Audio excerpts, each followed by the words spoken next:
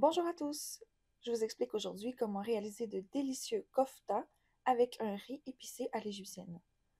Vous allez voir, c'est une recette plutôt facile et rapide et absolument délicieuse.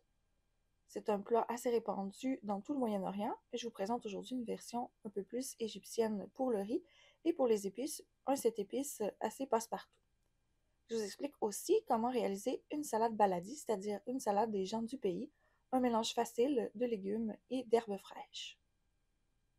Pour les ingrédients, il vous faudra 2 tasses de riz rincé et égoutté. Ça peut être du riz basmati ou du riz blanc à grains courts.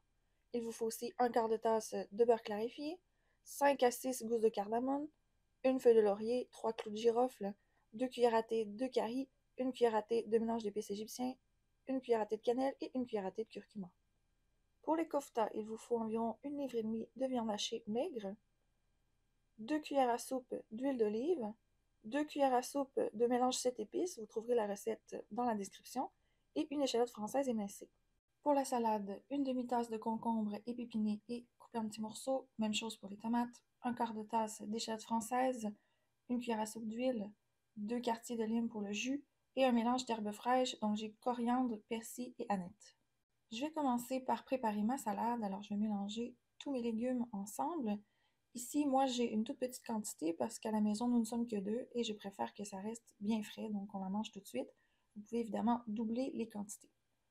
Alors, je vais bien mélanger tous mes légumes ensemble avec mes herbes. Je vais ajouter aussi mon huile d'olive et je vais presser mes quartiers de lime. Il ne me reste qu'à saler mon mélange. Notez que vous auriez pu aussi ajouter des carottes râpées et des poivrons rouges en petits morceaux, c'est tout à fait traditionnel aussi. Donc je vais garder au frais et réserver, puis je vais préparer mes koftas. Donc je vais ajouter les épices, l'huile d'olive, les échalotes. Je vais saler le mélange.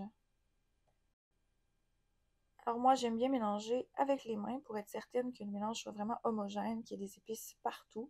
Alors ça prend un petit 2 minutes pour bien mélanger tout ça, puis avoir une consistance uniforme. Puis ensuite, je vais pouvoir aller former mes koftas.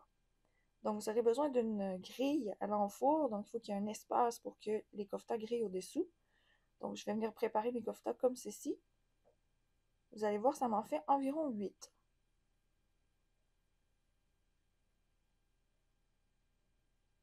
Vous pourriez évidemment les faire cuire aussi sur le barbecue ou dans une poêle, mais moi j'aime bien les faire au four.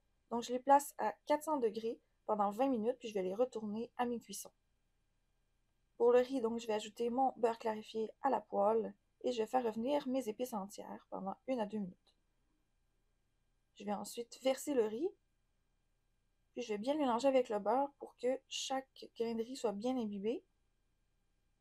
Alors je vais brasser encore pendant 1 à 2 minutes avant de venir ajouter mes épices. Alors je mets toutes mes épices moulues, du sel, puis je mélange bien le tout encore une fois en laissant revenir 1 à 2 minutes pour qu'il soit bien aromatisé. En principe, les Égyptiens utilisent du riz basmati pour cette recette, mais comme je vous le disais, vous pouvez aussi utiliser du riz blanc à grains courts et il sera juste un peu plus collant. Je vais verser mon riz dans une machine à riz. Vous pouvez évidemment le continuer à la casserole en ajoutant votre eau et en couvrant. Alors je vais ajouter 3 tasses et demie d'eau, puis je vais démarrer ma machine. Lorsque le riz est prêt, vous allez pouvoir servir. Alors moi, pour la présentation, j'aime bien tout mettre ensemble. Alors je verse l'entièreté du riz dans une assiette. Je m'organise pour bien séparer les grains de riz pour éviter que ce soit trop collant.